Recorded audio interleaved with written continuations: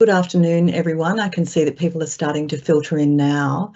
If I could just ask everybody coming online now if they could switch off their cameras, please, and remain on mute. Thank you. That would be really awesome. In the spirit of reconciliation and the Uluru Statement of the Heart, the RegTech Association acknowledges the traditional custodians of country throughout Australia and their connections to the land, sea, and community. We pay our respects to elders past and present and extend our warm welcome and respect to all Aboriginal and Torres Strait Islander peoples here today.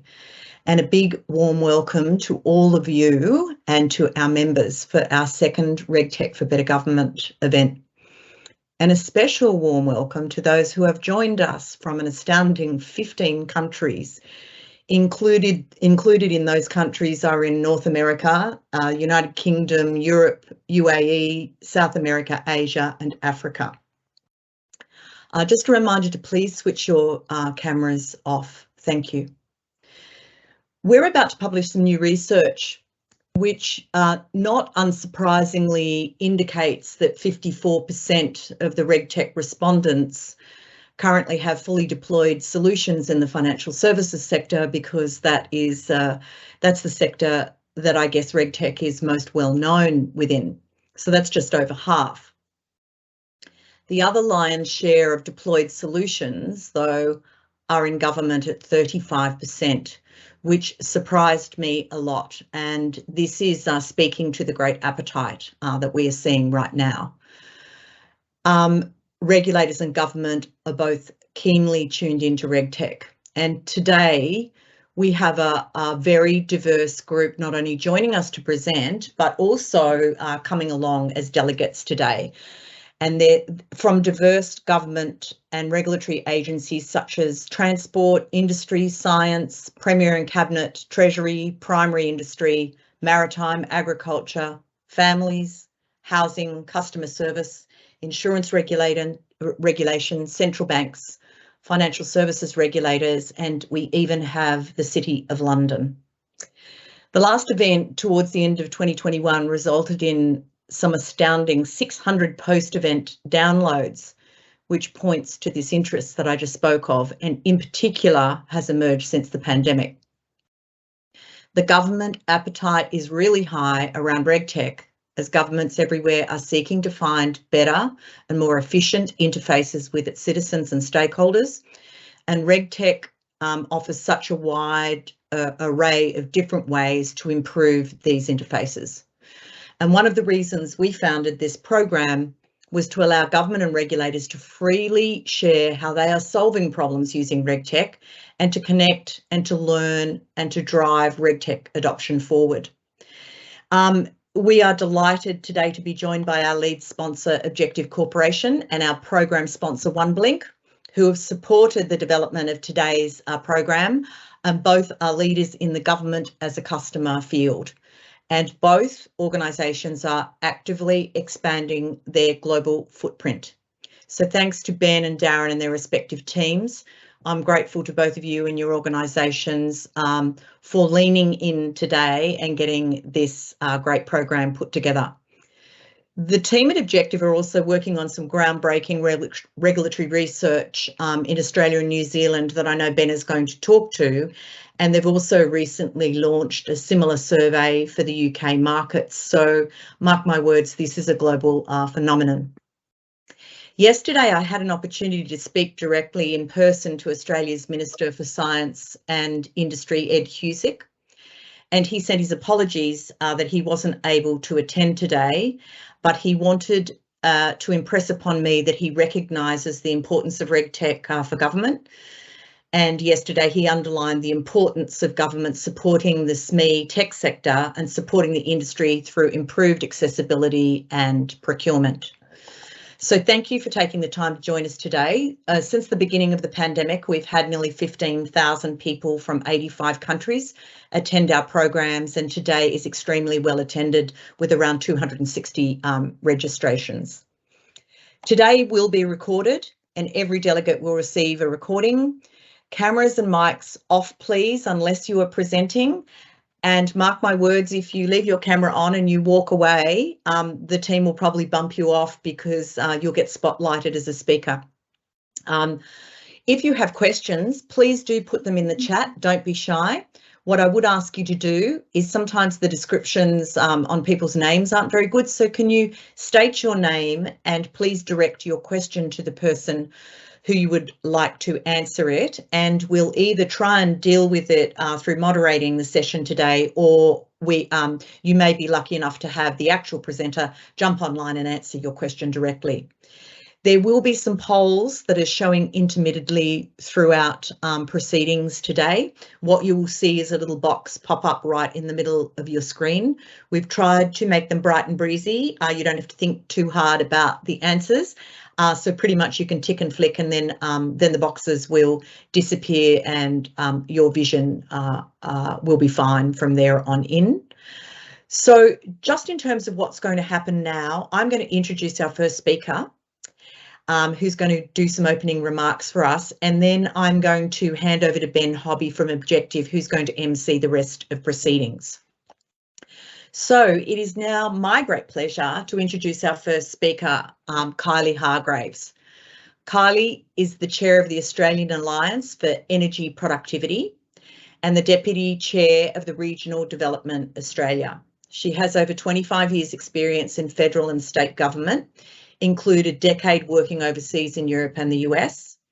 As a former Deputy Secretary for several portfolios in the New South Wales Government, including resources and energy, she is accustomed to driving change in complex environments under intense public scrutiny, and she also has a deep understanding of the challenges of operating in highly regulated sectors and the importance of social licence. Kylie is also a successful private consultant working predominantly with large infrastructure and energy companies to develop new projects and work productively with government policymakers and regulators.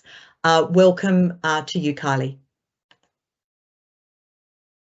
Thanks so much for the introduction, Deb, and it's a pleasure to be with everyone here today.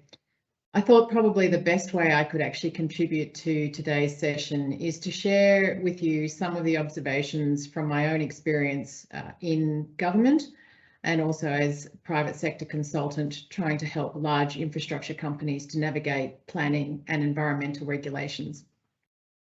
In talking through some of these experiences, I hope to leave you with three key messages. First, the market opportunity for RegTech remains largely untapped, particularly in government. The take-up of RegTech is particularly patchy, and therefore that means there is a very large opportunity. And finally, governments don't need to be receivers of RegTech. Instead, they can actually be co-creators and leaders in this space with industry if they choose to be so. So first, to my experience with government.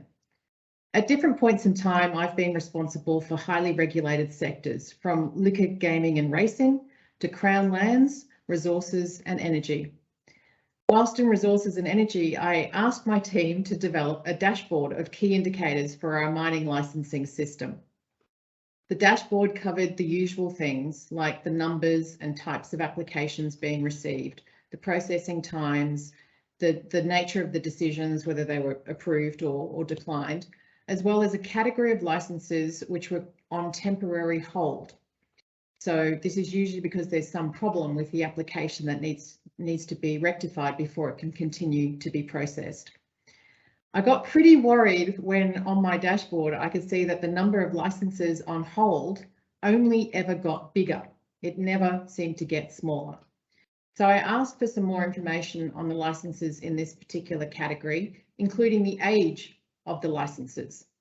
I was pretty horrified to be told that some of the items were actually several years old.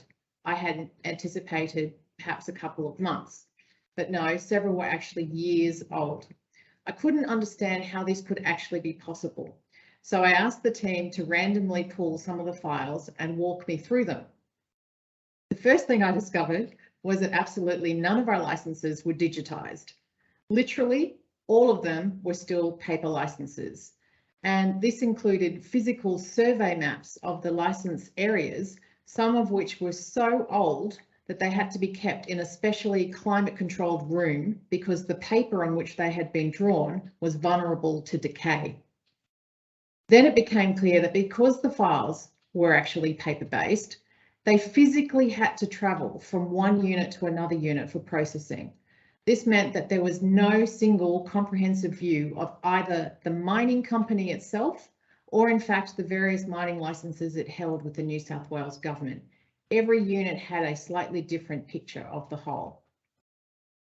But what was even more valuable than that was the insight that we got into some of the legislative and regulatory abnormalities that had been caused, that had caused all these licenses to actually be placed indefinitely on hold. For example, a very small example, there were no provisions in the legislation that allowed us to deal with cases where individual license holders may have passed away. So the problem was that there was no way to actually track these trends, this information, to analyse these cases because they were all hard copies. Did this actually mean that we ran away and suddenly RegTech was embraced wholeheartedly across the entire resources and energy division? Sort of. Our uptake was patchy and inconsistent.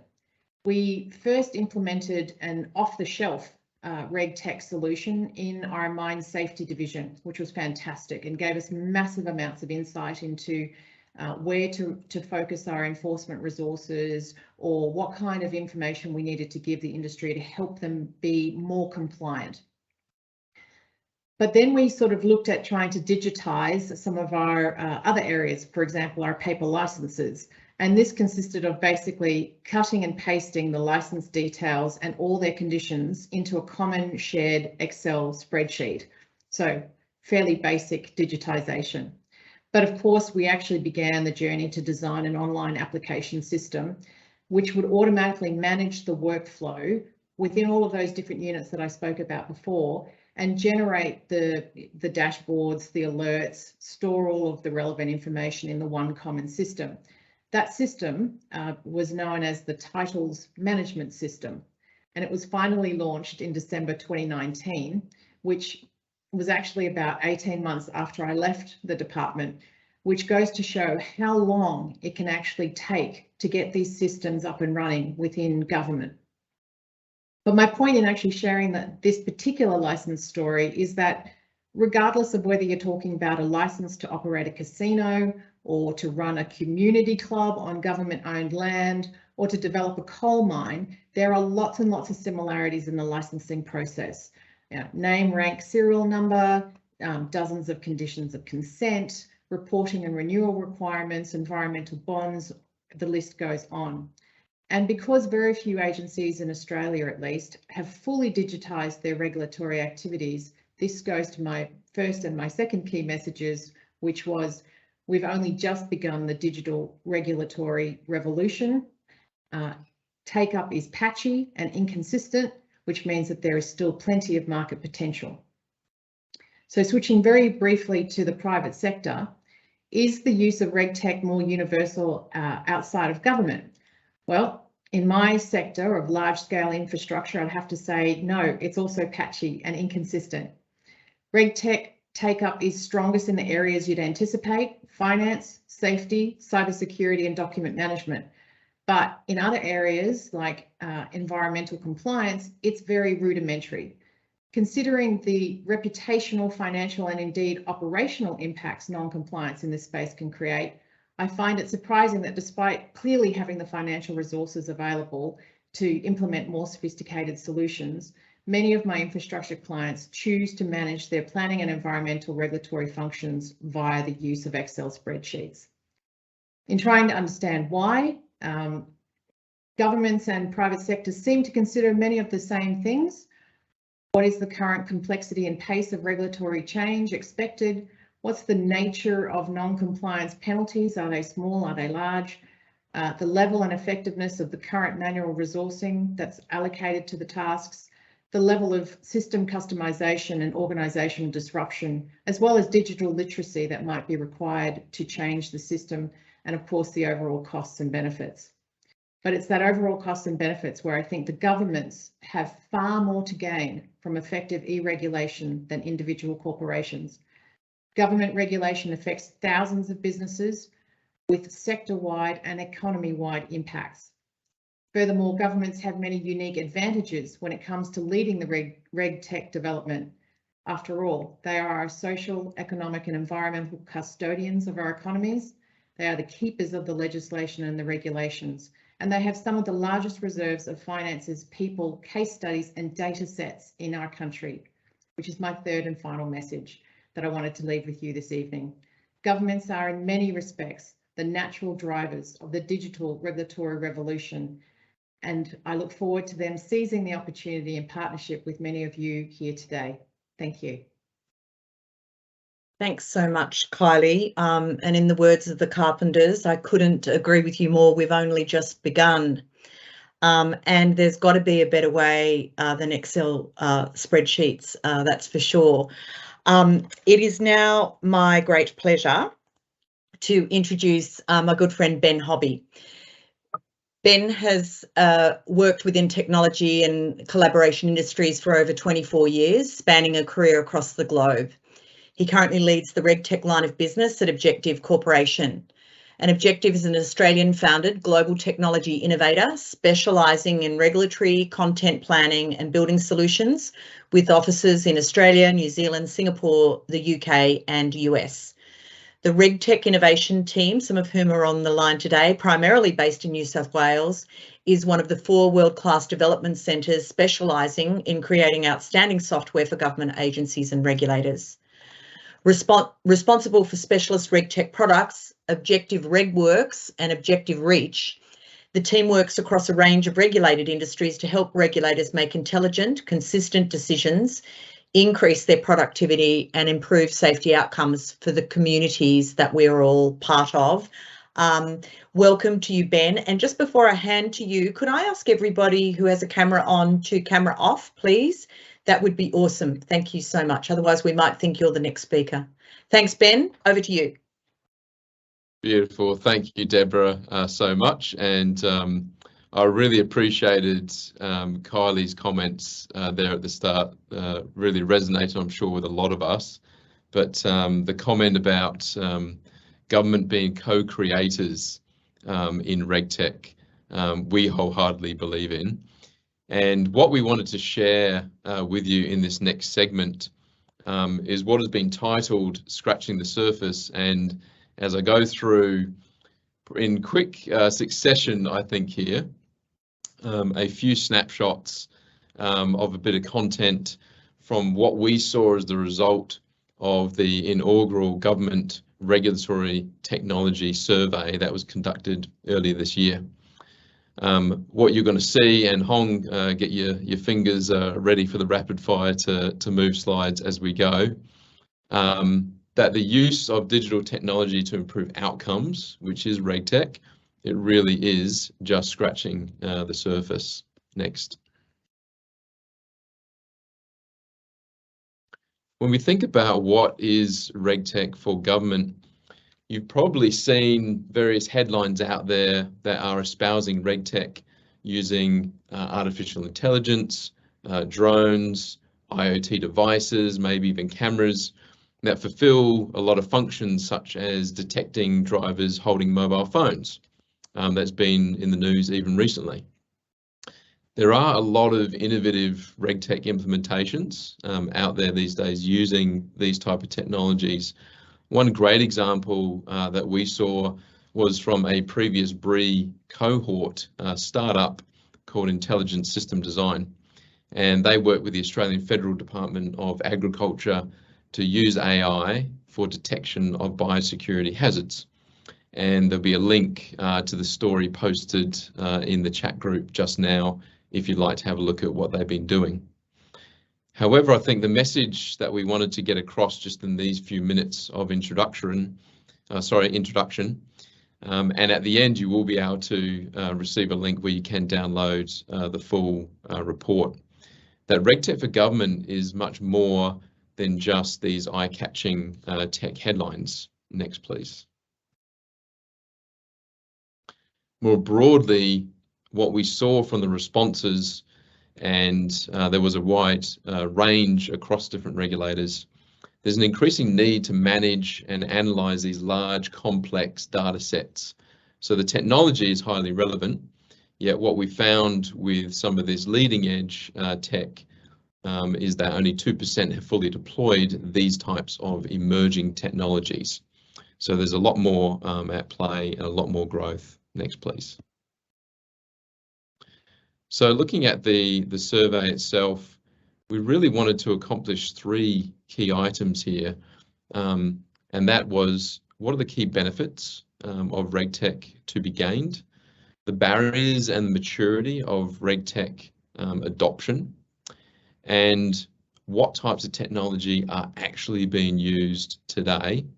And we looked at a few different categories there, which we'll go through, but in essence, it was systems that are used to better manage workflows, such as issuing of permits, licenses, also for investigations and complaints, systems that allow the better capture and managing of data to improve the targeting of regulation and that activity, and a range of systems that can reduce the cost of administration, not just for the regulators, but also for regulated parties. You've probably seen many case studies of exciting technologies. What we didn't know was how frequently those tools were being deployed, trialed, or even under consideration.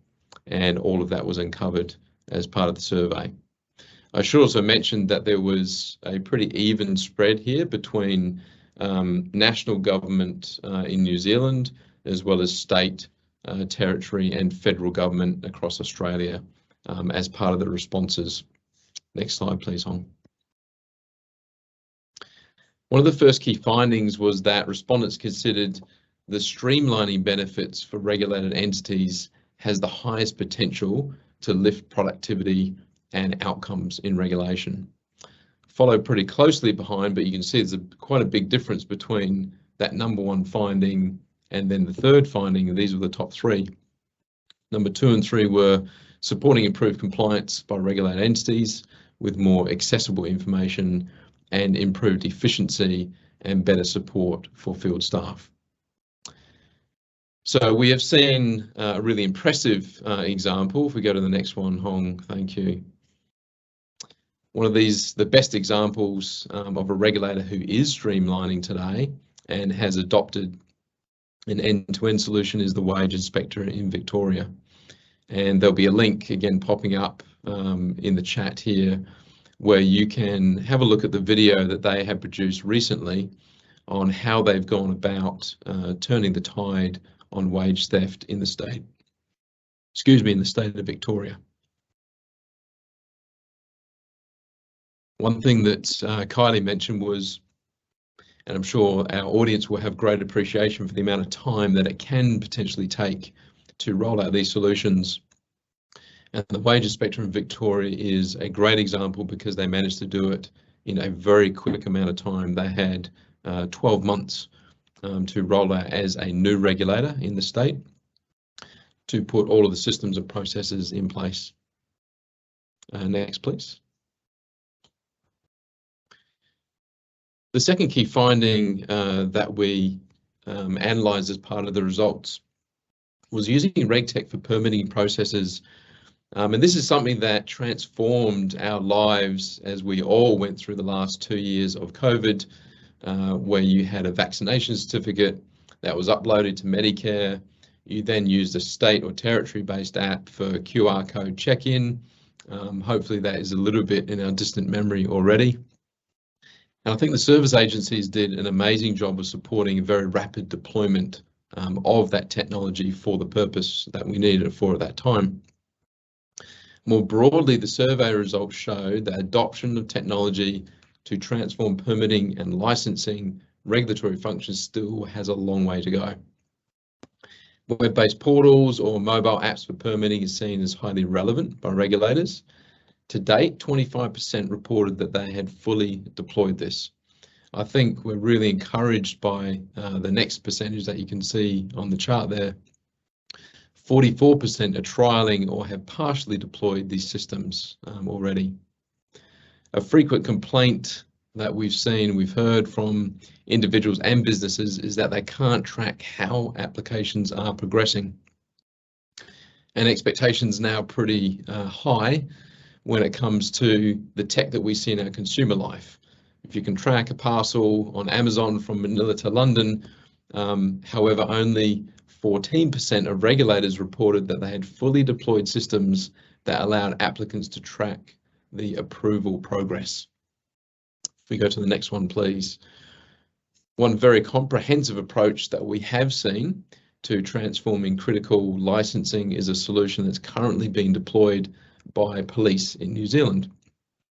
Not only is this a new national arms registry and licensing solution that they have to put in place to meet new legislation in the country, they have taken an end-to-end approach, and they have included compliance and enforcement within a single RegTech platform. And again, there'll be a link posted if you'd like to read a bit more about the information on what New Zealand Police is doing. Next, please. Almost everyone we surveyed considered that data sharing across agencies and jurisdictions as relevant to their activities. We've seen some powerful examples where data sharing is supporting both triggering voluntary compliance as well as informing enforcement activity. If we go to the next one of the most stunning successful examples that we have seen was something that was led by New South Wales Department of Communities and Justice, where they led a national cohort of child protection regulators to share sensitive data nationally to protect children and families at risk of abuse. Not only is this an Australian first and is now deployed to every child protection agency across the whole nation here in Australia, we think it's a world first for the scale that it's operating at. And personally, I feel proud to have been part of this, a RegTech platform that is literally saving children's lives and closing the gap on abuse. Another reason to love this example is that it stemmed from the inaugural BREE program back in 2017. And we're going to hear from Mark Adams a little bit later today on the current BREE program for RegTech. In wrapping up, go to the next one, please. I'm sure that none of the audience today has ever experienced this challenge, right? Regulators need to be smart buyers and smart with deploying technology. 2/3 of our survey respondents said, though, the IT capacity and capability continues to be a barrier. And of course, the forever issue of gaining the appropriate funding. I think we saw one of the answers there appearing in the poll. Next, please, Hong. In the words of Simon Corden, it would be fair to say most, but clearly not all, regulators' use of RegTech is just scratching the surface. Next, please. Overall, in this report, we explore 12 key findings and go to the final slide. You can download a complimentary copy of the full report and explore the details of all of those findings, either at the link that's in the chat or via the QR code here. We're pleased to also say that this will be an annual report going forward across the entire regulatory community in New Zealand and Australia. So with that said, we'd like to go into the next portion of today's session, and we have with us today two speakers that are going to give us real life examples, the first of which is Debbie Brookfield. Welcome, Debbie, to the virtual stage, and thank you for being with us today. By way of introduction, Debbie is the Manager of Business Systems with Biosecurity and Food Safety, which is the division of the Department of Primary Industries within regional New South Wales. In this role, she is responsible for leading the development of systems, online tools and mobile apps, supporting biosecurity and food safety regulation across New South Wales. Debbie has been in this field for a number of years, so we're delighted to hear from her experience today. We'll pass over to you, Debbie. Thank you very much, Ben, and thank you for having me here to share my experience with you today. I have quite a number of slides, so I'll try and get through them reasonably quickly, especially the early ones that are about setting context. So my title today is Rapid versus Complex, Response versus Regulation, and you'll find out throughout what I mean by that. Move on to the next slide. So I'd just like to acknowledge the country which always was and always will be Aboriginal land. We acknowledge the traditional custodians of the land and waters, and we show our respect for elders past, present and emerging. We're committed to providing places in which Aboriginal people are included socially, culturally and economically through thoughtful and collaborative approaches to our work. Next, please. So I won't spend a lot of time on the contents, just I'll give you a little bit of context up front. I'll talk a little bit about the sorts of projects that we work on and how our delivery has changed over time. I'll go through a few examples of things that we're currently working on at the moment and then some key learnings out of that. Next, please. And next again. So, Department of Primary Industries, Biosecurity and Food Safety. We're working together to protect the economy, the environment and the community from biosecurity and food-related risks. It's really essential that there is some oversight on the biosecurity and food safety. It's important for well-being of the people of New South Wales, prosperity of our economy and communities, the productivity and profitability of primary and food industries, the safety and sustainability of our food systems and the health of our ecosystems. Next, please. Ben introduced me as the Manager of Business Systems. We have a biosecurity and food safety as a department of around between 300 and 400 staff, and I have employee members, seven members in my team. We're responsible for the development of regulatory systems. We actually do limited amount of internal development, although that is changing. We primarily develop through the use of platform-specific vendors, and so the team itself is responsible for things like architecture, stakeholder relations, business analysis, report development, project management, system testing and coordination of UAT, and more recently form development. Next, please. So there's been a shift in our focus over more recent years. Traditionally, we were delivering services for internal customers, and we've had a reg system or regulatory technology system in place within our department since the early 2000s. And it's changed and grown and modified and extended over time. But traditionally, the people that we were delivering for were our internal stakeholders, people in our licensing and accreditation services team, people in our compliance and enforcement teams, people on our helpline.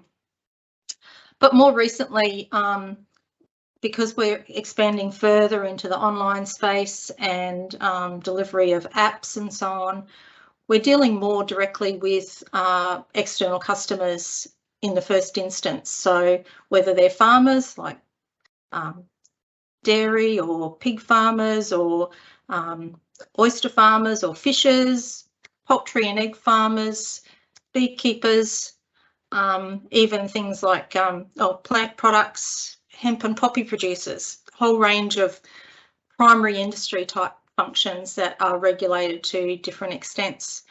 We also have other types of customers like registered training organisations who we approve to do particular training in food safety, or third-party auditors who go out and audit on our behalf, or other sorts of organisations that we regulate like hospital and aged care, where food safety to vulnerable persons is really important.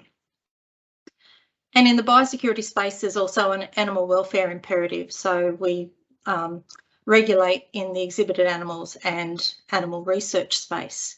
So quite a diverse range of customers that we deal with on a whole range of different elements. Next slide, please. So our regulatory system is what's reflected on the left. Has been based around a core system called BITE. It's based on a pivotal CRM platform, which we've had in place since 2004, thereabouts. And over the years, that's moved from just a desktop-based application to have integrations with records management through CM9, through the finance system, which is at the moment SAP. It's got an Outlook integration, integrates with Revenue New South Wales for the issuing of penalty notices, has an analytics front end through Power BI, integration with Spatial, and more recently a customer portal, which we call the BFS portal for biosecurity and food safety. Also a couple of mobile apps. We've had a mobile app in place for probably about 10 years that we're on the cusp of replacing with a newer, brighter, shinier version that will perform better and be more reliable and is prettier. That has actually been the basis of, without that app that we put in place about 10 years ago, we wouldn't have the depth of data and the quality of data that we have now to be able to do some of the things that we're doing moving forward. And we've also tinkered in the online form space for quite a number of years, had some basic application forms and things for a while, inquiry and stuff like that, but we're really moving into the online form space in a big way at the moment, trying to remove any of the paper-based forms or PDF downloads and things from our website and actually do something valuable with that data rather than having people double handle it and so on. So the other thing is that we actually have other systems in our organisation that my team itself isn't responsible for, but online forms might need to talk to, things like our emergency response system, our lab system. We have an integration layer as well that helps send all the data where we want it to, and we're starting to uptake Power Automate to help do that in a quicker response mechanism for some of the emergency response forms, which I'll cover in a little bit. Next slide, please. So in terms of the projects, with our small team, we actually get through quite a lot of stuff. We've done some work in the online service delivery space. You can read through that, but that includes 26 new online forms in the past 12 months or so, which is pretty big, as well as some payment integrations, adopting the new New South Wales design system for styling and so on. We've moved from snail mail to electronic communications for a couple of our customer groups. We've been working on the mobile apps to revamp those. We've got one that's already launched for third-party auditors and one that's about to launch for our internal staff. We've been doing a fair bit of work in the back end, doing a few other, smaller projects. And that's all with an overlay of emergency responses. Our department works either in a primary role or a secondary role, depending on the nature of the response, on a range of emergency responses, and we've had lots in the past 12 or 18 months.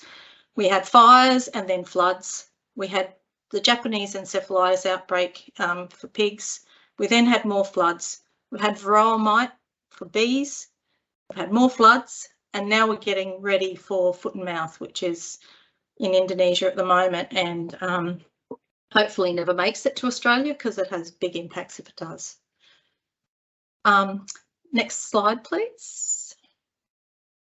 So because of that volume of work and the nature of the work changing and the more customer focus, we've had this overarching need to be more agile. Internal customers are losing patience for longer running projects. There's an increased demand for online forms. We needed some sort of capacity to be able to self-serve, at least for the easy stuff. And enable our BAs to do proof of concepts for a quick turnaround so that, they can then show something and people can go, oh, that's I like that, but I don't like this. Can you do this? And a lot of time people can't really visualize exactly what they want until they start to see something in real life. And we've actually got a new team member that's now dedicated purely to digital transformation processes, particularly involving online form development and integration. We can move to the next slide, please. So in terms of technology requirements, we've been working with OneBlink for a long time. it was their platform that our first mobile app was built on 10 years ago or so. It's their platform that we're building the new one on their new OneBlink console. And it's also their new OneBlink console that we've now realised in the past couple of years. It gives us that low-code development console, gives us quick and easy integration options, especially with Power Automate. It's got a lot of built-in validations and approval processes, which were all the things that we needed to be able to be more agile and be able to deliver at least the simple stuff more quickly. Next slide, please. So I just want to show you a couple of things that we've been working on at the moment. This one's not a quick and easy one. This one's had been a bit of work in the making. It's our foray into artificial intelligence, and this is around scanning photos and machine learning around photos for compliance. We wouldn't have the thousands of photos that we now have in our system to be able to teach an AI application to be able to assess photos on our behalf if we'd never launched our mobile app that 10 years ago. We've been collecting every single time someone goes out to do an audit or inspection. It includes photos. They get uploaded into the Byte system, which then gets sent through to CM9, our records management system. And so it's quite easy to extract a whole heap of photos now to be able to provide to the model builders to do that. So the solution is around trying to reduce red tape for, at the moment, we're just focusing on food transport vehicles, but allowing users to submit photos to replace us having to go out and do on-site inspections of those low-risk vehicles. So they'll photograph specific components of the food transport vehicles during the application. While they're filling in other data, it will actually be submitted either if they're applying for a brand new license or if they're wanting to add or replace vehicles in their fleet. Those photos during the form completion are sent to a product called Unearth AI for it to assess the compliance based on machine learning from the thousands of previously received photos. Our licensing team can then review those results during their review of the application, and if the preset thresholds based on our learning from the models, if it passes, we'll auto approve it, and if not, it'll go through to the compliance team for further assessment. It ultimately will reduce the number of on-site inspections required, therefore time for our staff so that they can commit time to more high-risk activities, and so that the customers have less out-of-service time for those vehicles. Next slide, please. Another really complex form that we've been working on for quite some time is a catalytic record of movement form. This is about a form, catalytic's a threat in New South Wales. If it spreads drastically, there are some places where there is catalytic in New South Wales, but if it spreads more broadly, it will have high cost to industry. Catalytic carry tick fever, which can kill cattle and cause economic damage to the industry. So every time that someone needs to move catalytic carriers, which aren't just cattle but can include bison, buffalo, deer, equine, goats, sheep and camelids, every time they have to move those within particular parameters, either from Queensland into New South Wales or within New South Wales, depending on where they're going to and where they're going from, and all these criteria, then there are particular mandatory requirements that they need to make. Because of all the different permutations of things that they could select, we've got around 500 valid or over 500 valid scenarios that we've been able to manage through a very complex OneBlink form to be able to then answer all of these questions, and it spit out, well, these are the mandatory measures that you need to comply with in order to move these animals. So that's been a particularly complex piece of work, and hence my speed versus complexity kind of thing up front. Next slide, please. Hi, Debbie. I just got a time time? check. Okay. Yeah, I'll be is quick. it okay if you wrap up now? Is that all right? Yep. Can I just quickly say, back on that previous slide, the Viralmite stuff is really about a quick response. We had to turn forms around over a weekend to be able to assemble the data that was required for some particular responses to the Viralmite outbreak for bees, and huge volumes of interactions from those over the past few months. So the learnings are, with an emergency response, they always need to be done yesterday, so we don't let the sun set on delivering a form for an emergency response. But a little bit more seriously, on the next slide, it's really about self-service. We've got a federated model so that we've actually got staff well outside our unit, around 20 staff across the department, who are actually form developers and can get in and sort of dummy up their own forms so that they can see what it might look like, and then if they want to put it into prod, they come and talk to us. It's faster to production with that low-code development and the easy integration, and what we do is invest in pre-building some of the specific high-value components that can be reused, like PIC validation, which is their property identification codes for primary producers, some custom lookups, the payment integration, and app wrappers that give us the styling and custom URLs. So sorry if I went a little over. I tried to keep it in time, but We thank you so much, Debbie, for sharing the insights. Feel free, anybody that wants more detail, to reach out to Debbie. I'm sure she's happy to accommodate and share. I guess on behalf of everyone, seeing what you've been through in all the hazards, over the past couple of years, thank you for what you're doing. We really appreciate that. Our next speaker is Stephen Jackson. Stephen is the Acting Manager of Security Intelligence at Queensland Rail, and he is responsible for the operations within what they call the Fusion Intelligence Model between Queensland Rail and the Queensland Police Service. It sounds very fancy. Stephen, welcome to the virtual stage. So pleased to have you with us, and over to you to share what's been going on at Queensland Rail. Legend. Thanks very much, and thanks very much for having me speak today. Next slide, please.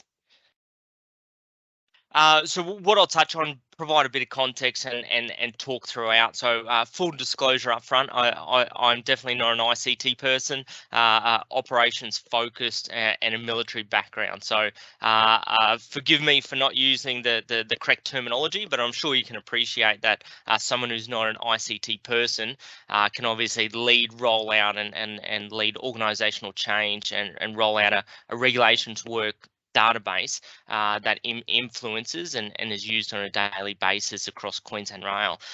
So broadly speaking, we have a security incident management database, and the platform is Regulations Works with objectives. All our locations across Queensland can use it. We get anywhere between sort of 75 to 100 incidents per day into our database. And like I'm sure with a lot of organisations, we dive down to that granular level. And we brought into the system, we migrated approximately 100,000 reports as well with that. We have about 7,000 employees that can use the database. Realistically, it's mainly our forward-facing employees, so it's about 1,000 of them that on a daily basis use the database, and we have integration with other systems within our organisation. So we operate in a fusion intelligence model, so we work closely with Queensland Police, and we share and integrate and discuss a lot of data as well. So that goes hand in hand with putting people, security and police, in the right place at the right time as part of the intelligence-led approach. Next slide, please. So our database itself, probably the number one thing that I communicated this entire journey, and we've only been on the latest version that we're on now for about 2.5 months. The entire journey during the upgrade, number one, it was all about data integrity. Our communication with objective is if you couldn't provide us with data integrity, it didn't matter what it would look like, but data integrity was our number one thing. Our second, I guess, request we're after is the configurability aspect expect. And that's something I'll really touch on a little bit later. So far today, I've been extremely happy with the product, and the data integrity and configurability is certainly there with all of that. Next slide. So touching on why all of this is important for us. So people may not know, but we run approximately 1,000 train services per day, and excluding COVID, transport about 55 million customers per year. So we needed an interface that our forward-facing staff are able to communicate to us and notify us about security-related incidents, graffiti, antisocial behaviour, crime, the full spectrum of incidents. The little screenshot we're showing on the left-hand side, this is something that our team was able to design, and the little drop-down box, you know, we've refined it to 8 categories, and I guess the ability to work with Objective and the platform itself to have the platform configured for ease of use. Our station staff meet trains approximately every 6 minutes, and that time is going to reduce into the future. So having the ability for our staff to obviously meet the train, customer service orientated, as well as communicate to us after the fact of an incident in a short period of time, capture the information we need, and then return to their roles. That's something that was needed with the system, and that is something that has been delivered. Cascading fields is probably something a lot of people use. That was new to us. Previously, the previous platform was very fixed. You know, had a fixed field, and you just scroll up and down. We're able to now cascade through the field. So if you tick the highest category, we will only show the employee the fields that we want them to enter, and this goes into reducing the time entering an incident. So next slide, please. So how does it look? So dashboards has been a game changer for us. The ability for us to dive down to the granular level. Now, this granular level, depending on what reports we're running, you know, we may look at, you know, a 5-year snapshot of data.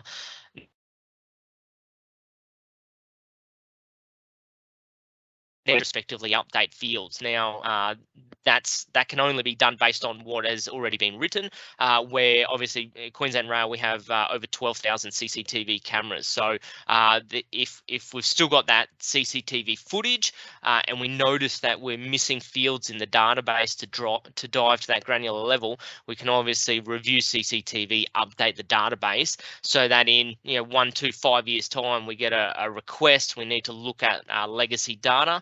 The data is completed and also updated the entire time. Next slide, please. So some of the challenges, obviously, migrating previous database to this one, working with our in-house ICT and the third-party provider. It's obviously a complex move, but moving to that to a SaaS solution, which is what we are on right now, has been beneficial. It's still early days, but our ability to, I guess, free up per se our ICT portion of the business to work on other tasks, but for us to have the in-house ability to configure fields and make changes as required. So previously we had sort of graffiti incidents as well as security incidents, and they kind of sat separately, and the data never really joined together seamlessly, but sitting under the one banner, and we've been able to workshop all that and come up with effective solutions. It's all about streamlining path of least resistance and getting us the info that we require to do our roles. Next slide, please. So probably the one I'll touch on this slide is probably the user-friendly form layout. So we've had a lot of positive feedback from our frontline employees about the user-friendliness of the layout.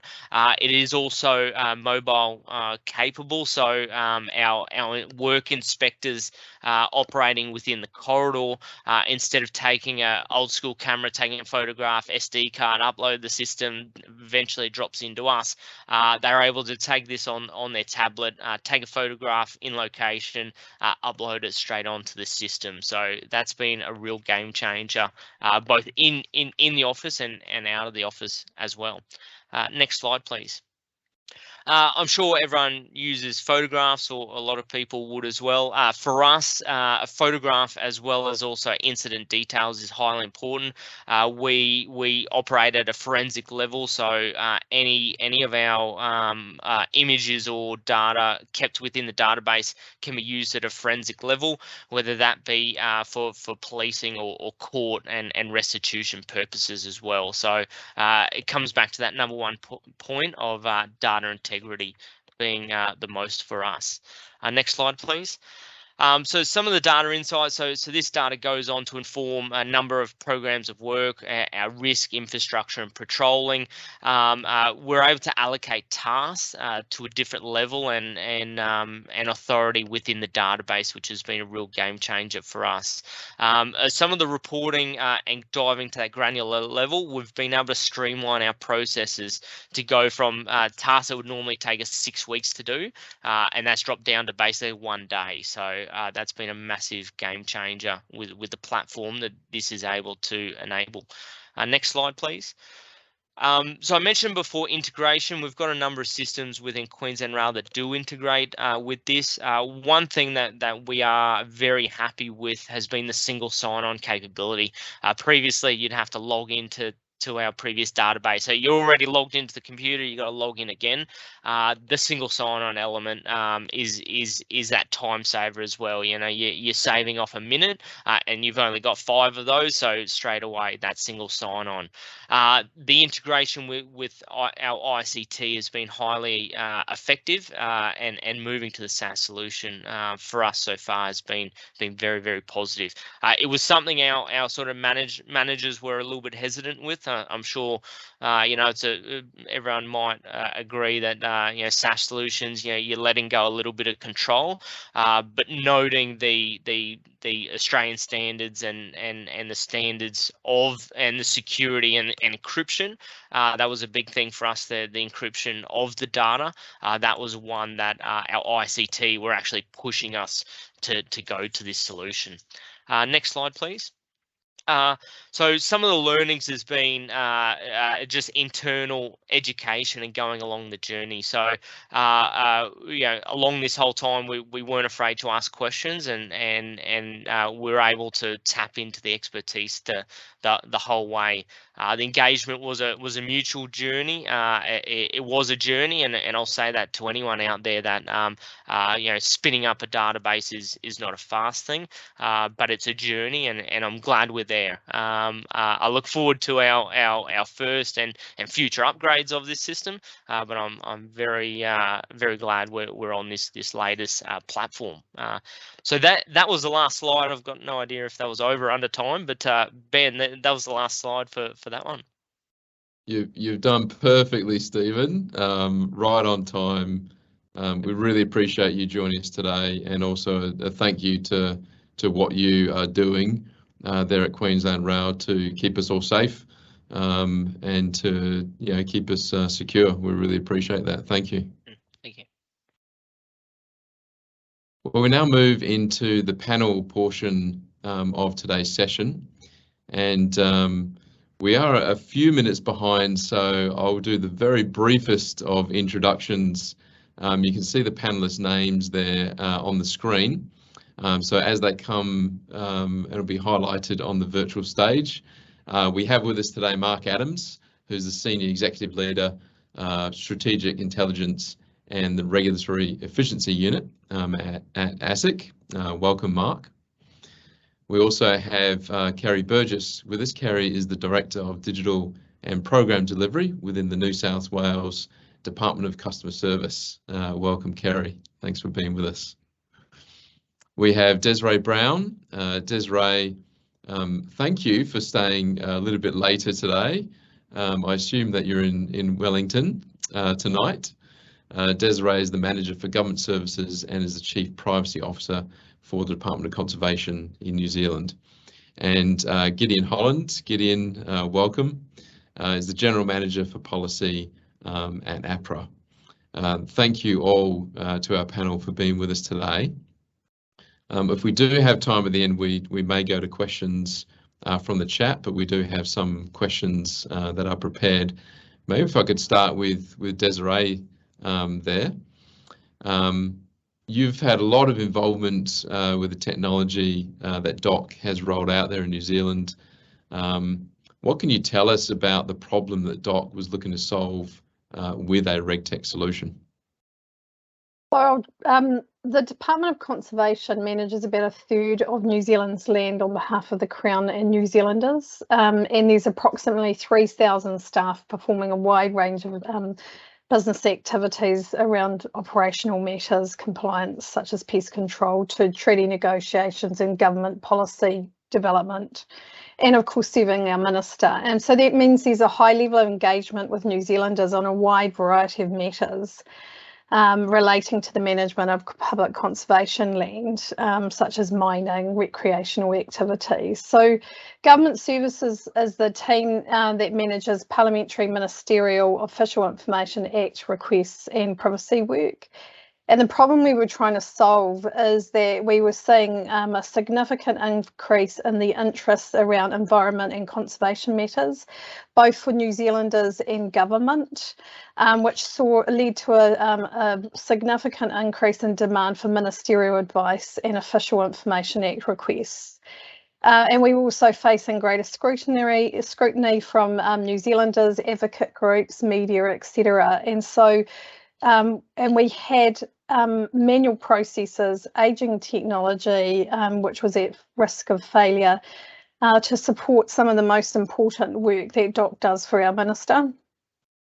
So we were looking for a smart technology solution for all of DOC staff that managed the end-to-end GS processes, was integrated and connected with other systems to provide a seamless friendly user experience for DOC staff, and provided real-time tracking, reporting and insights. So that was the problem we were looking to solve when we went to the market. And have things changed in the workday since you've implemented RegTech at DOC? Like, what's changed for you? Yes, so we've seen a significant reduction in errors by automating tasks, and we've seen reduction in risks, so greater visibility of where blockages might be occurring, who's accountable for what time it's due. So OIAs lend themselves very much, so they're a regulatory compliance activity in the department. So our data integrity has improved significantly, so things are now on time, or we know how they're tracking.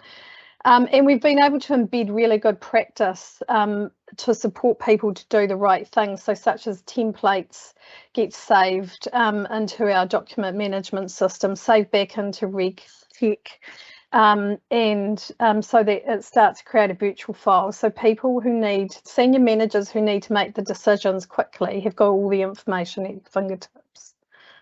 Right. Yeah. I was recently at a conference in the UK. We were talking about outcomes-based cooperative regulation. So with what you've implemented at DOC, has that had any improvement directly to the outcomes that you've seen?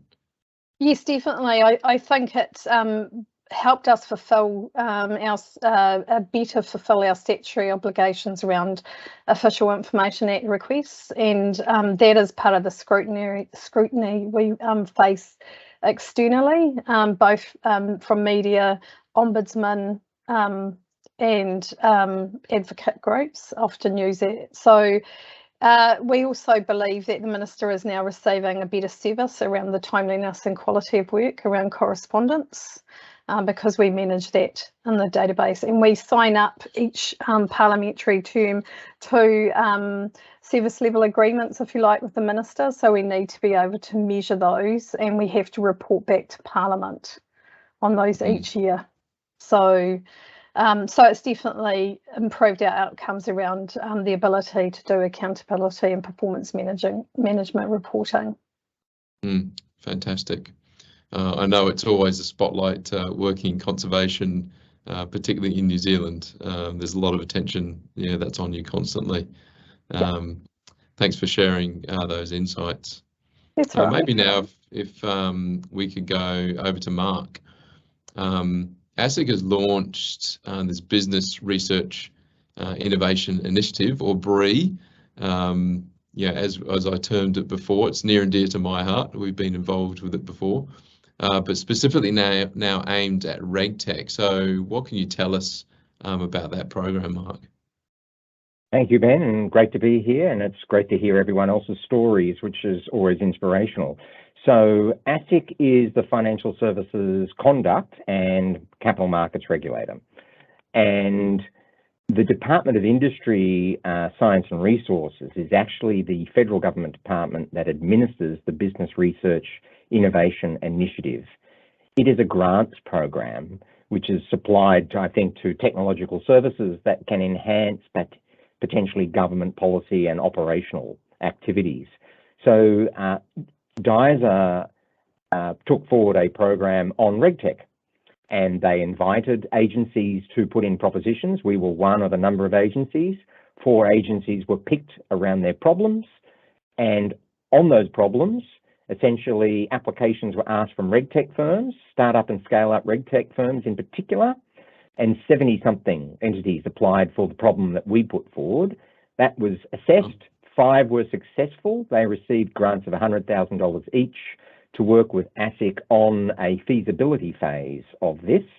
And now we're in the phase of those 5 having made applications for the second series of grants, of which up to $1 million could go to each RegTech to work with us to develop a minimum viable product. So we work hand in hand with these RegTechs, and we're at the stage now, the department about to make its decision in relation to those 2 RegTechs. What's the problem? Our problem is dealing with conduct, and we picked a representative issue dealing with disclosure by listed entities on our financial markets. So we were looking for RegTech providers to work with us to develop a solution to assess reams of text and information in order to try to identify and prioritise potential cases of poor corporate disclosure or the lack of disclosure by a listed entity. And that was to merge with our existing capacity to monitor and surveil market transactions. So the combination of these 2 capacities would bolster our capacity on our supervision of markets generally. So as I say, it was a representative problem. It was to deal probably largely with text analytics, but also other forms of analytics. It involves assessing a problem which is subjective, i.e. what is likely to be poor corporate disclosure, including omissions. So there's a whole set of challenges in that. So that's the initiative that we're involved in as part of our wider digital transformation. It was a tremendous opportunity for ASIC to be part of. It's pretty impressive. 70 applicants, did you say? Yeah. Narrowed down to 5, and then trying to whittle that down to 2. How did that engagement, go for you? Well, it's been a terrific exercise. I've got to say, this reflects one of the challenges, I think, on RegTech, and that is bringing together your people to deal with the problem that you've identified. So, to assess 70 entities, we had to bring all our subject matter experts, our Chief Data Analytics Office, our IT together in that assessment. And so that resulted in 5. And then over the last 4 or 5 months, we've worked closely with those 5 RegTechs. They've had questions, they've developed activity, views and approaches to the problem. We've given them, thoughts and advice around that. We've tried to facilitate access to information, but they've had to work harder at it themselves. So this has been a tremendous sort of case study internally about galvanizing our staff to work with potential solution providers around a really difficult problem. If this kind of problem can be cracked, and I'm confident it can in some way or other, this is then representative to be applied across a combination of conduct-like or text analytic problems, and the same capabilities can be deployed and used by the sector itself in its operations. And so we really wish to promote the opportunities of risk management and compliance by the regulated firms, as much as our own supervisory capability. Mm. So if you had your wish as the outcome, you know, from working with the two finalists, what's the outcome and the benefit that you would love to see at the end of this, you know, process? Well, picking up on what I said, Ben, and in essence, we would have a more complete capacity to do supervision across a wider range of potentially identified problems, which are prioritised and sort of triaged for us. So it doesn't take the humans out, very much so. The humans are still in the picture, but it would enable us to have a spectrum of insights over conduct, which is hard work for us at the moment. And there's no easier way to say that. It's a combination of our own risk identification, a lot of manual work to do that, review, reading of materials and so on. So efficiency, more complete, more effective. The aspiration is that will then be deployed by us, and we have more efficient, effective capital markets for investors and for participants in it. So that's what it's all about. Well, phenomenal. That's quite a process, and glad to see that you've seen success so far. And hopefully you're going to get the outcome that you're after. It's definitely needed. I do appreciate also the comment that you made around the human always being involved. We've heard that from a number of regulators. As much RegTech as you can apply, there's always going to need to be a human somewhere in the process there. Great observation. Maybe if we go to Kerry next, if that's okay. Kerry, you're heading up this better regulation division within customer service in New South Wales. There might be some of the audience that don't know too much about the division. Maybe you could tell us a bit about how your area was established and what you've been working on over the past few years. Thanks, Ben, and delighted to participate today. So better regulation is a division of regulators. It's actually a composite division of 7 different regulatory agencies, and the industries that we regulate are over 30. So we're quite diverse in the work that we do, though primarily we focus on consumer and work health and safety regulation. In terms of the creation of digital within better regulation, we certainly are the new kid on the block, in the sense that the work that my directorate does is 3 years old. There's plenty more to do in terms of our digital maturity and capability, and ensuring that the work that we do is really digital first, and thinking about the end user, whether that be the external customer or whether it be our internal business areas that are crying out for more automation in particular in the work that they do. And not dissimilar pain points to some of our other speakers around the time it takes to process applications or just move things along with manual workflow. So certainly what we've done in the last few years is really try to create value for our regulatory agencies that we support. And the work that we do spans from actual digital through to data. Certainly we can't have one without the other. And then supporting the core systems that those 7 regulatory agencies rely on. And that's over 150 source systems. Many of them are legacy and siloed, and they'd be very similar situation to many people, regulators at the meeting today. So our key focus, though, even though we have diversity in terms of the industry, is really been addressing the market and regulatory failure in the housing and construction industry in New South Wales. So really providing the assurance through digital services and products that in particular residential buildings are being built according to appropriate building standards and codes, and that those people that are purchasing those apartments in particular, whether it be off the plan or newly constructed, are not as defective as certainly what we've seen in the past few years. So our RegTech efforts have really been about supporting a fairly large problem that many in the New South Wales community have experienced. And I guess beyond things like digital permits, licenses, there's this increasing emphasis, on digital products. You mentioned digital first is how, you approach, regulation. New South Wales. What's the current focus and the forward, looking view for what you want to accomplish?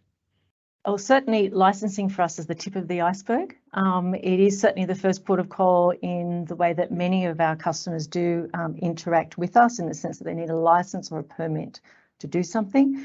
But certainly the work that we're doing, particularly in better regulation, is really focusing on the longer tail of regulation, and that is around case management, compliance and enforcement.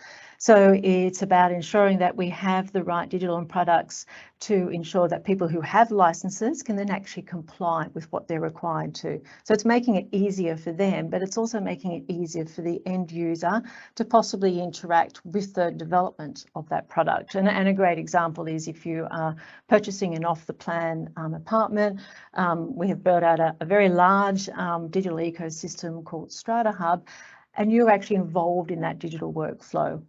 We have built applications for building inspectors to capture the right information, and for owners, corporations to see that information all in the digital arena.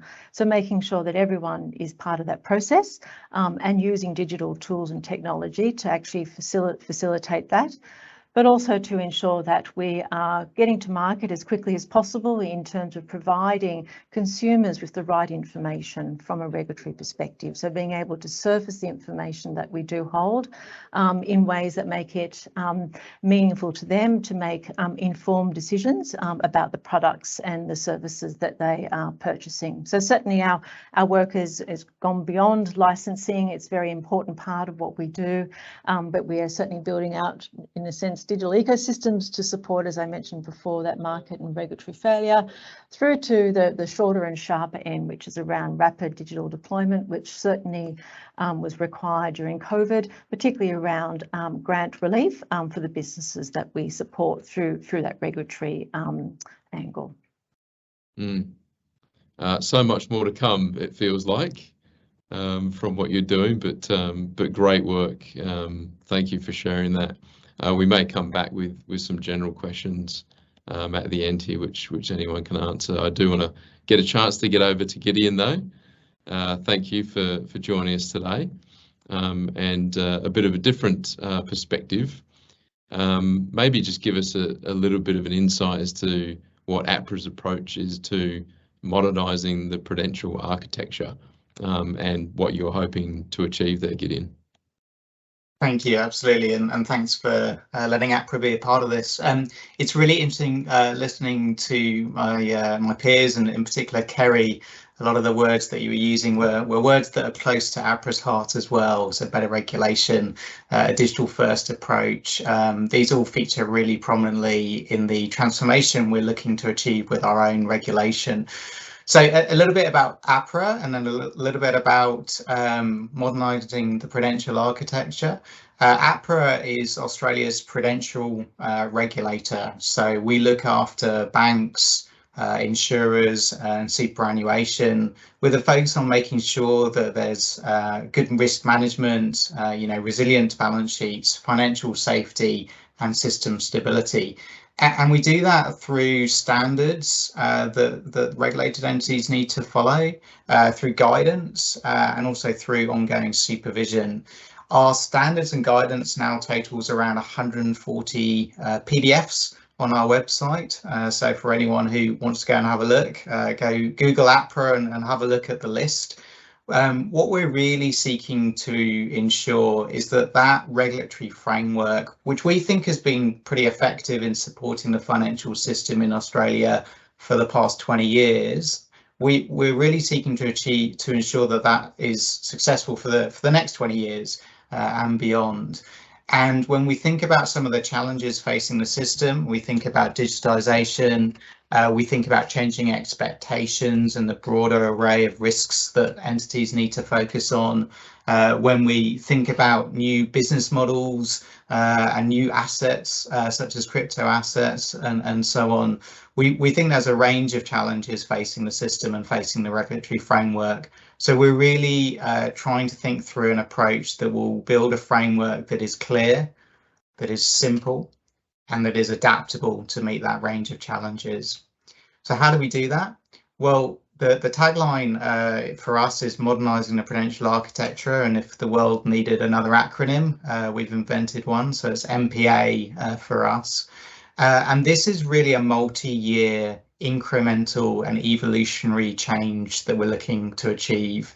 It involves 3 different parts. So the first is thinking about the way in which we write our regulation and the way that the framework is structured and designed. The second, digital first, so terminology that's now rife across the industry, and good to know we're in good company. So thinking about the use of RegTech and SupTech to support better regulation, very important part of the puzzle. And lastly, looking ahead to those new risks and the new rules we'll need to write to help entities manage those risks, and thinking about an integrated approach rather than just adding to our framework with yet more regulation. So a bolder and ambitious agenda. I won't put a time limit on it. It will be multi-year, it will be incremental, it'll be a test and learn approach. I'm really keen to partner with RegTech firms and the industry as a whole to understand what's going to have the most impact for them. And Gideon, you're not all the way along the journey yet, a long way to go, but from what you've accomplished so far, is there any learning or key insight that you think would be good to share with other regulators on the call today? Yeah, no, thank you. And we work closely with Mark and his team at ASIC. They're seeking to progress initiatives that are very, very similar, so good coordination there. We're also talking regularly with regulators around the globe. So recently met with the PRA in the UK, OSFI in Canada, and the MS in Singapore, virtually, I might add, late at night. And what's really apparent, I think, in terms of the common challenges, probably 3 things that I'd call out. The first is the importance of a digital approach. There's absolutely no way that we can modernise 140 PDFs. We need to change the way in which those are housed and constructed. We need to use technology to manage and provide better access. So RegTech, I think, is fundamentally important to these kinds of transformations. Secondly, is that we need to streamline our regulatory approach. Regulation is going to have to adapt. The world is changing. It won't stand still, but it needs to be streamlined rather than just added to in an ongoing heap. And the third insight for me is that I just think it takes time. I don't think these changes happen overnight. So I emphasise that point, that it is a multi-year journey for APRA, and I think will be for many other regulators. Maybe a question. Thank you, Gideon, for that insight. We appreciate what everyone's sharing here today. One question that I could throw out to all of the panel, just dive in if a thought comes to your mind. We're seeing, I think, the pace of change and what's going on in the world rapidly moving along. So we have new regulation, that's coming in. There's new rules. There's new need for more compliance, not the least of which is changing conditions. We heard earlier from Debbie that if you're in a biosecurity and food safety area, you've got all of these climate change issues that you've now got to deal with. We've seen, what's happened very recently, to the likes of, a big corporation in Australia, in fact, more than one, under cyber threat. So with these changing conditions, how are you approaching the change and the pace of change within your departments to carry on with the programs that you've just mentioned? Anybody want to dive in first? That's really hard, Ben, and it's nerve-wracking as well. Particularly, I mean, as regulatory agencies, what we do is quite visible to the communities and the industries that we work with, and so it is really quite difficult. And I think privacy, cybersecurity are probably on all of our minds, in the sense that we're all collecting personal information about the people that we regulate, and certainly in our case, it can be quite sensitive health information from a work health and safety perspective. I think one of the things from our end is really being quite clear what the problem is, and what the technology can do to support the solution. So we are digital first, but we're not tech first. We really need to understand what the problem is, and how we can best solve that problem using technology as one critical factor.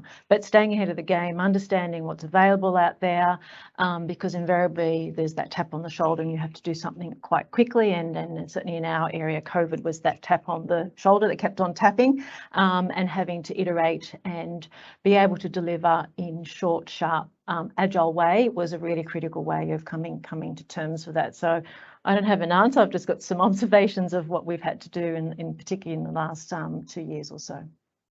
Yeah, well, COVID was a great reaction point, and tested, I think, everybody. But customer service in New South Wales did a phenomenal job.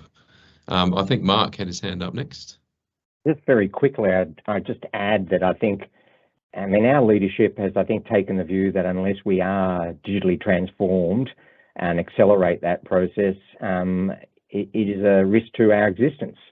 So it is central to our culture and trying to develop a digital mindset and how we go about things. So it is that fundamental. And I think, just to pick up a couple of themes, so that's galvanising our staff and organisation around that, but problem identification, prioritisation, bringing people on board, learning from everyone here and internally. They're just all elements. And I think a real tough challenge is, you are doing your day job, and it's a serious day job, and there's plenty of things going on. But at the very same time, those same staff need to be thinking about, how are we going to do this differently in the coming years, because it can't be the way we're doing it now. So I think they're just fundamental points to how we try to arrange ourselves and think about things, and what you work on as a priority. That's great. Thanks, Mark. And Gideon, I think you had a hand up next. Yeah, just to quickly, I thought those were great responses. I think absolutely digital first, but not necessarily technology first. I think you need to think about that. So I think that's all exactly right. The only point I wanted to add is that I think a test and learn kind of agile approach is what's needed to these kind of programs, and that's not traditional for a regulator. It can be uncomfortable for a regulatory agency, and it needs to be done in good faith with the industry, that we will try things that are new, a bit different, and we'll want feedback on those approaches and to understand what works. So fail quickly, and learn from those failures, and they turn into successes. So that's how we're thinking about it at APRA. It must feel very uncomfortable for people that don't like to take risks. Exactly. So from the department's perspective, I'd say the pace of change actually helps the case we need to make to build more workflow. So as I said before, we have increasing demand for ministerial advice. We've still got workflows we need to build because we work within particular constraints with COVID in regards to the department. So we had to cut our cloth to suit the environment. But the pace of change, particularly in an area such as a ministerial and government services group, really helps. So there is an understanding that we need to continue to grow and grow the product and put more workflows on board in it. Well, I would genuinely love to carry on for probably about another hour. This is such a phenomenal group that we've had on the panel. Thank you to each and every one of you for participating, and I echo the same sentiment that I shared as someone who's worked with regulators for so many years. We really appreciate the efforts that you're going to keep us all safe, to keep things fair, and to keep the public interest at best heart. So thanks for that and for participating today. Over to Deborah just to wrap us up. Thanks very much, Ben. You'll see, everybody, you'll see a quick quality poll pop up in front of you there. If you could respond to that, that'd be awesome, just so we can keep our pencil sharpened. I think, what is really clear today, it was great to hear from, a group of people from government and regulators talk about how RegTech can actually aid policymakers and administrators to get more transparent, real-time and efficient information to get that better decision making and to protect consumers. And there was the pandemic was touched on a couple of times. It's been absolutely vital during this pandemic to streamline regulation and government services, especially with the pace of change that we were just talking about. And I think through the RTA, through the work that we do, going back to a point I think that Kerry made, there are a plethora of different solutions out there, and we've tried to make it easy. If you come to the association, we'll be able to point you in the right direction, or you can check out our member directory, which is all done on a risk-based taxonomy, which may help you get to the right solution for your problem. So thank you so much to our presenters today, Kylie, Debbie, Stephen, Desiree, Kerry, Mark, Gideon, and a big thank you to Ben from Objective for his MC work, and to Darren Besgrove and the team from One Blink. As I said earlier, we have a very strong relationship with both organisations and we value that greatly, and without their support we would not be able to put on programs like this, so thank you very much. Tomorrow you'll receive a link of the recording. We also have more events coming up, which you can see on your screen. But excitingly, I want to tell you about the RegTech Awards Gala Dinner. We're going to close registrations this Friday, but if you would like to come along and celebrate with the rest of the industry, you'd be welcome to do so. And something close to Kerry's heart will be, our keynote address is by Victor Dominello, Minister for Customer Service and Digital Government in New South Wales. He will deliver our keynote address, and it could be one of the last public outings that Minister Dominello does, as he, I believe, will not contest the next election, and he will be sorely missed. So if you haven't already registered for the awards, please do come along.